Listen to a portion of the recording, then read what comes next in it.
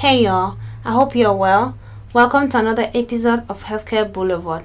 This is a podcast where we shine more light on healthcare, and our goal here is to provide more options to people looking to choose healthcare as a career path, regardless of their background. My name is Sena Kakpomo, and I am your host and creator here. I thank you for tuning in. I appreciate your support. Remember, you can tune in wherever you get your podcast. Without further ado, let's get into today's episode.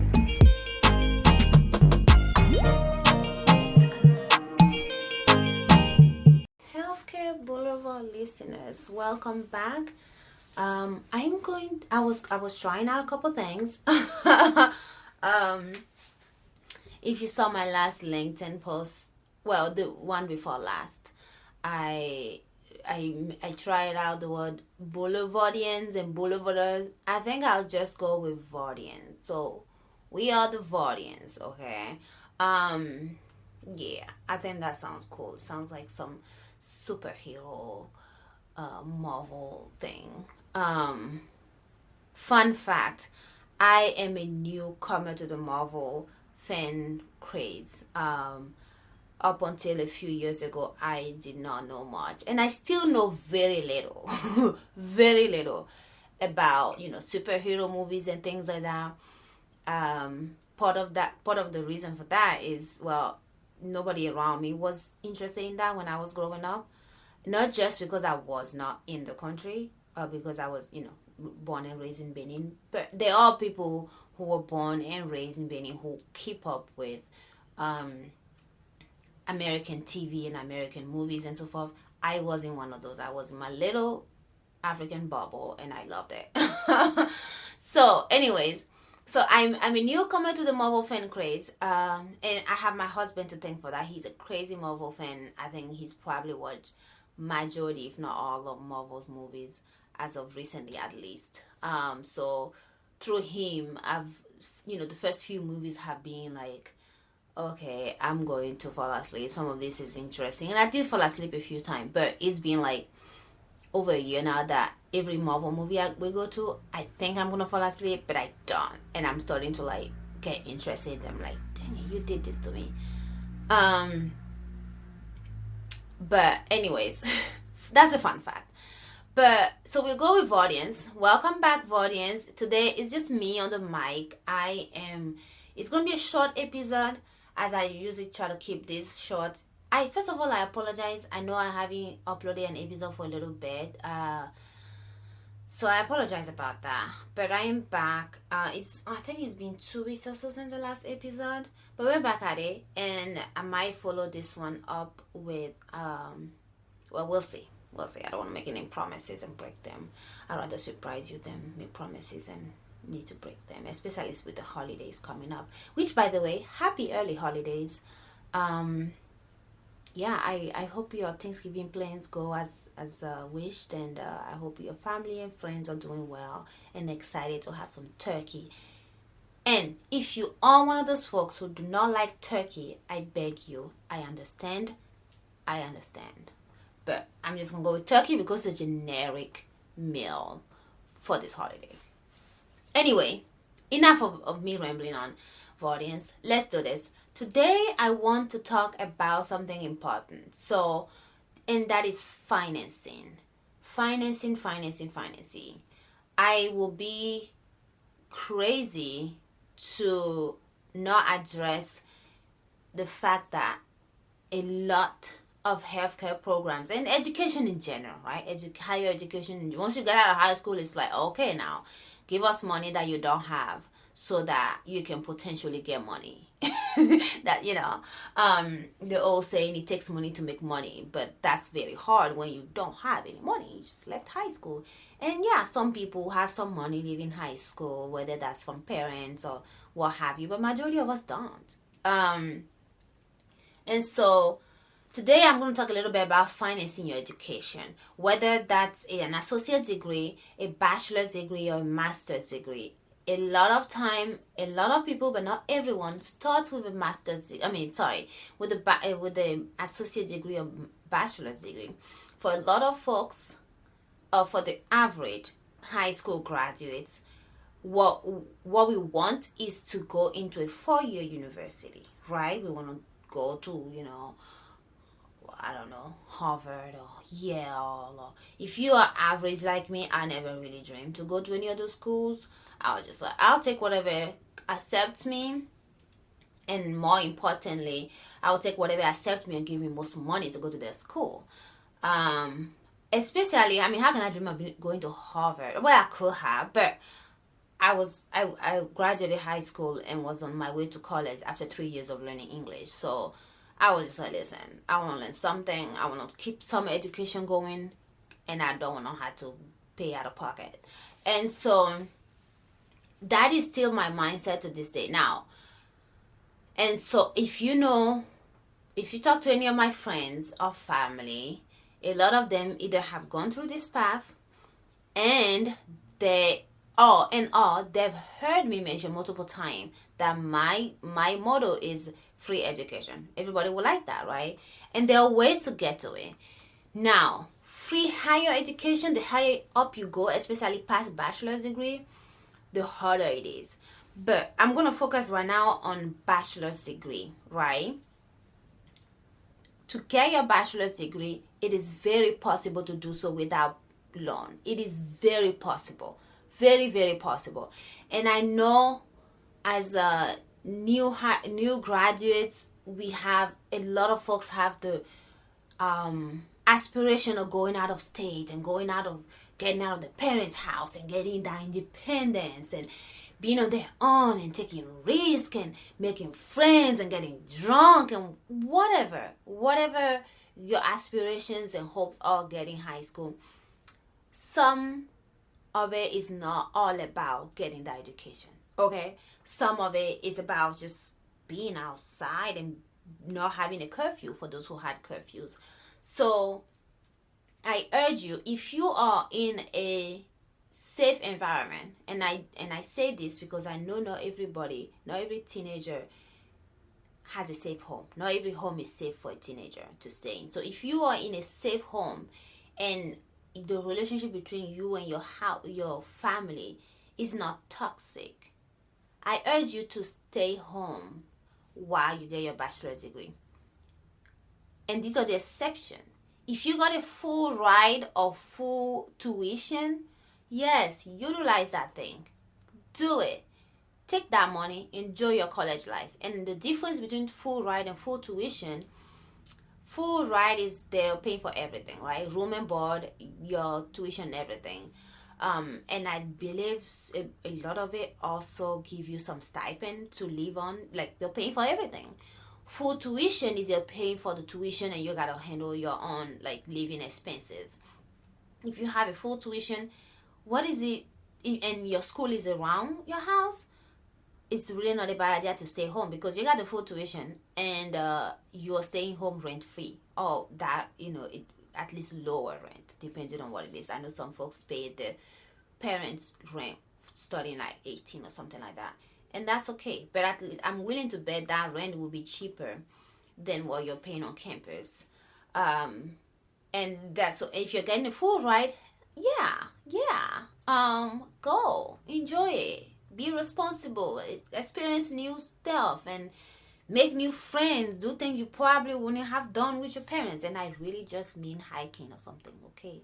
Be safe. Not to sound like your auntie or anything. So that's that. Those are the exceptions to me urging you to stay home and go to school. Stay home and go to school. Now, you might not even be able to go to a 4-year university without really coming out of pocket, right? I wasn't. The schools I was accepted to, the most money they were giving me was like maybe 50 or 40% of the tuition, and I was like, nah, I'm good. I don't want to do that. I'm good. So you don't want to pay out of pocket. These are the way to do it. Number one, consider a community college. I know there is shades about community college. I don't know why. But people look down on, some people look down on community colleges as if you go to a community college, you're less important, or you're, not as smart, or not as intelligent, or whatever. No. If you're going to community college, believe me, the education is much the same. Now, much like different universities, different community colleges have different students, and different reputation and so forth. But the fact of the matter is, if you get a syllabus and they give you the book, you have the book and you have the syllabus, right? You have the lecture slides or whatever other resources you have. You have all you need to learn this material. You have your classmates to learn, to study with them, and so forth. So the point I'm making is, the education you're getting at any community college, if the courses are the same and the objectives are the same, the education you're getting from a community college is much the same as what you're getting from a 4-year university. So let me say that again. An education from a class that you take from a 4-year university is, if you compare that class to the same class at a community college, the material is much the same, the education is much the same, the level of intelligence and wit you need to pass that test, that class, is much the same. I will argue even that you have less resources at a 4-year university, because at a 4-year university you are sitting in halls for a lot of your classes, especially for basic classes, especially for classes that you can take at university, at community colleges, right? Let me give you an example. I went to a community college, Montgomery College, for 2 years, and then actually 5 semesters, and then transferred to University of Maryland for 4 semesters for my what was it? I'm blanking out a little bit because I was so much in the zone, for my bachelor's in public health. Thank you. In public health science. By the time I have graduated, by the time I transferred my credits from MC, Montgomery College, to Maryland, University of Maryland, I had taken already most of my classes, my prerequisites, right? That I literally made the most use of my community college experience.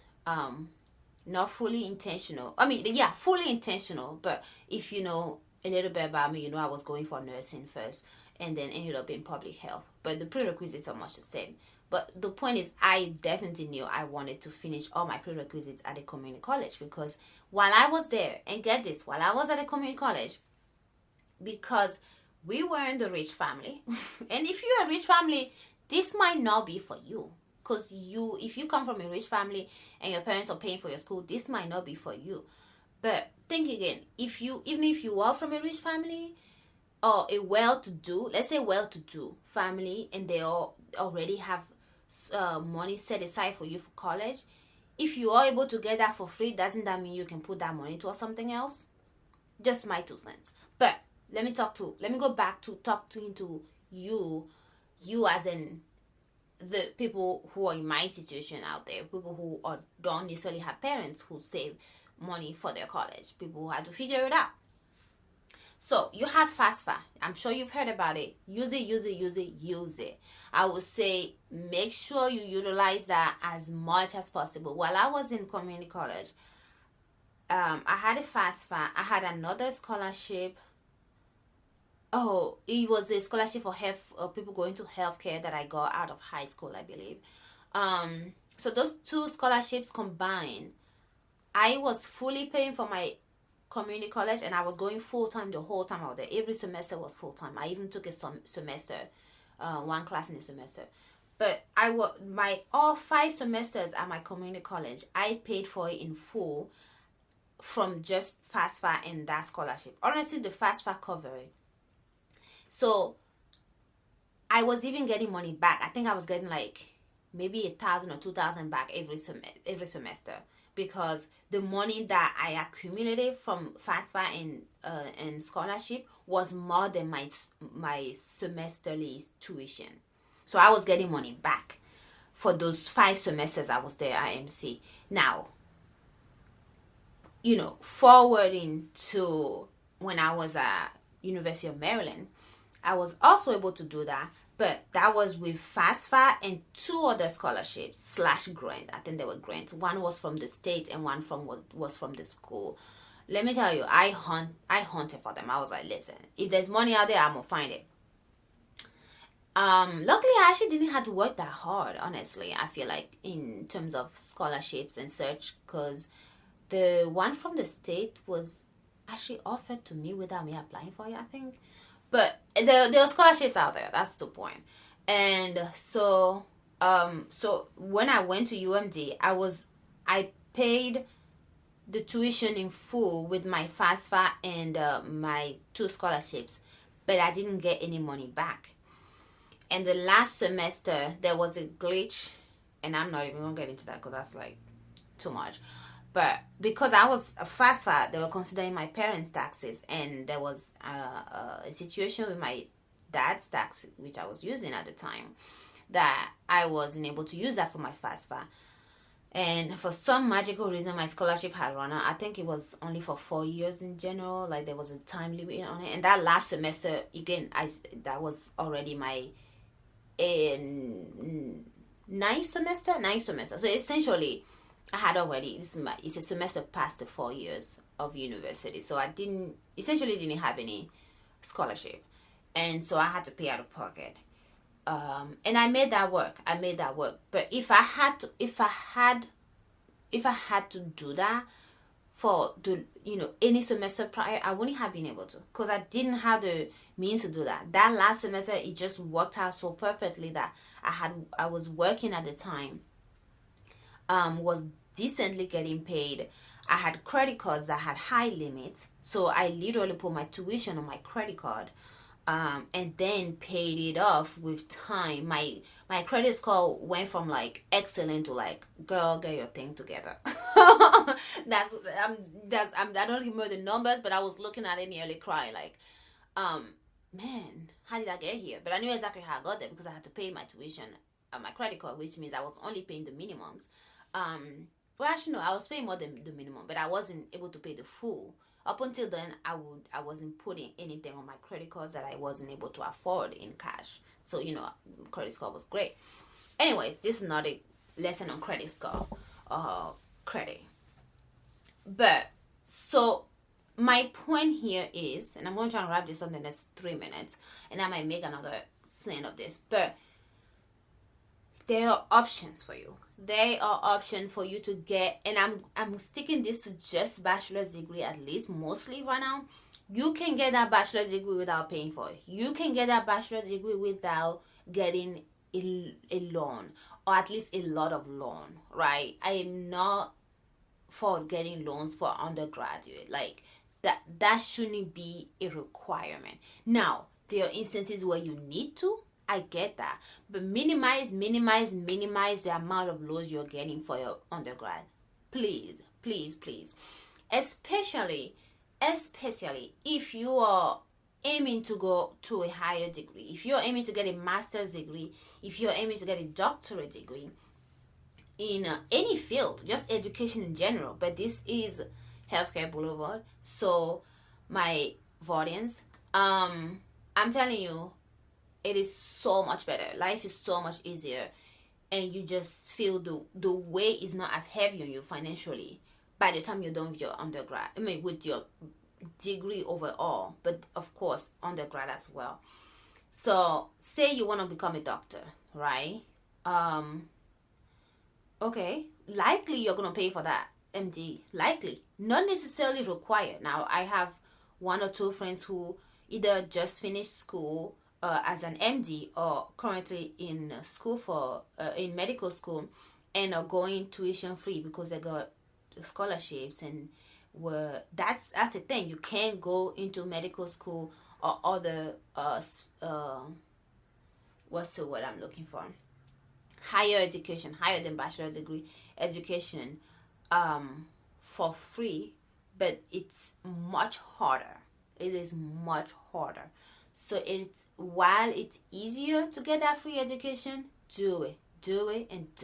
And when is that? For your bachelor's degree. So let's recap. If you can go to a 4-year university without paying for it, take that and go. Go. Congratulations. Okay? You are doing it. You're making it work. Your mama is proud. And if she's not, I am. Okay? If you cannot, and you are in my situation where you either didn't get a full ride or full tuition, or they give you some scholarship but it's not nearly as much, go to a community college. Get your prerequisites, your English, your math, your basic science, your anatomy, physiology, biology, statistics, art, all of those things. Get them out of the way. And I've heard and read about people feeling like credits that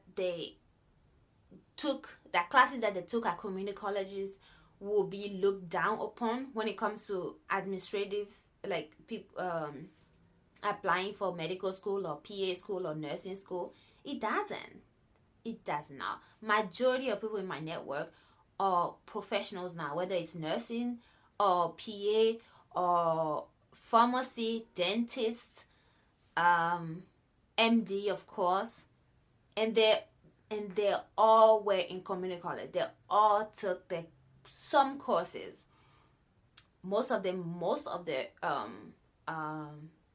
prerequisites in community colleges. In fact, specifically, I'm thinking of one of my friends right now who is in medical school, full ride, not paying for medical school. So this brother has not paid for any of his education. Actually, he took a master's degree, so I think he paid a little bit for that. But he's in medical school right now, full ride. He did not pay for his undergrad. And guess what credits he's using? What classes? Where did he take his prerequisites? Community college, Montgomery College. He went to Montgomery College. He went to community college.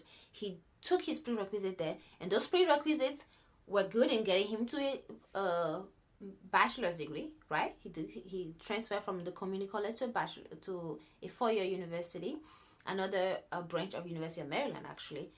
Got his bachelor's degree, and then after he got his bachelor's degree, he got into a master's program, a 2-year master's program that helped train with all of that stuff. So he did that. I think that one is the one he had to pay a little bit for.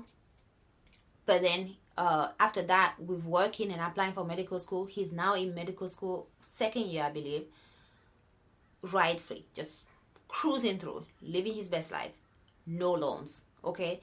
And this man started with community college. So the point I'm trying to make, don't look down on community colleges. Do not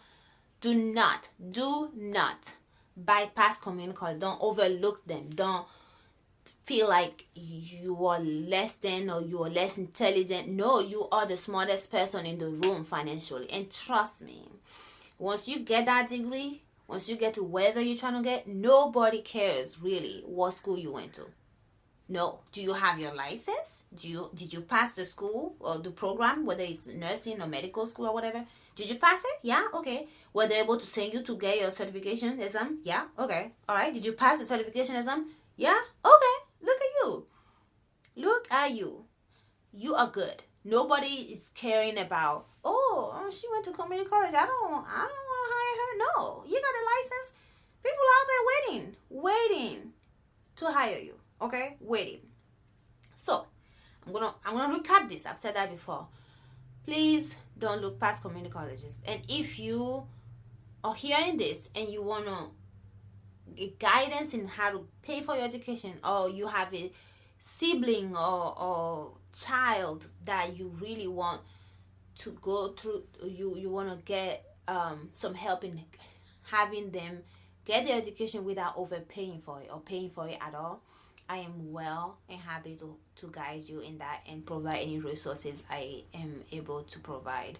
But please, the point of this whole thing is you can get your bachelor's degree for free, at the very least. And once you get that, there are still ways to get your master's degree or doctorate degree for less than, depending on what route you take. That's a little harder than the bachelor's degree. So I am hopping on the bachelor's degree. I am telling you, especially for those prerequisites, you should not be paying to take science. You should not be paying to take English and math and statistics. Those are all things that you can take for free, or mostly for free, at a community college. if a 4-year university is not paying you to take those classes. Do not overpay for basics prerequisites. Do not do it.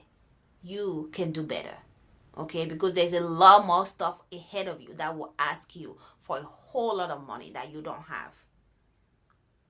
Save that money that you don't have right now so that you can pay for later when you still don't have it. Okay? And you don't have to be that way. You won't have to be in so much loans that by the time you're done with your education, working is just to pay those loans. No, we shouldn't. We are, as healthcare professionals, shouldn't be working just to pay off our loans and barely survive. No. We go through too much to live that life. I'm begging you. I'm trying to help you out. So I'm done. That's it. I'll probably do another one of this soon because this is one of my thing, and I've become even more invested in financial wellness recently. I've always been a financial crazy person, like let's really try to pay less for life, because most of the time we don't need to pay full price for many things, and I'm not a fan of paying full price for many things at all especially not for something like education. So, or like, yeah. So you've heard me. Think about it. Think to yourself. Go to your library. Talk to your counselor. Talk to your career center. Talk to schools. Look up stuff. Reach out to me. Reach out to people on LinkedIn. All of that, and see what you can do and how you can get your education at a discounted price, if not for free. That is it on today's episode. Again, thank you all for listening. Thank you to all my listeners who have been throughout. Thank you if you have shared this podcast. If you haven't, I beg you to, I implore you, and I appreciate it if you share. Please like, and please leave me some comments just so I know what's going on, like how I'm doing. I really would like to know how you think about this. What you think this is doing? Is it doing it for you? Is it like, and also that will help other folks find my podcast in the midst of other many podcasts out there, especially if it's something that they could utilize. I would really like to get in front of them. That is it. Have a beautiful and blessed day, and happy early Thanksgiving and holidays. Alright, bye y'all. Alright, that's all I have for you today. Thank you again for joining me. I appreciate you. Please subscribe, follow, like, comment, and share, and stay blessed.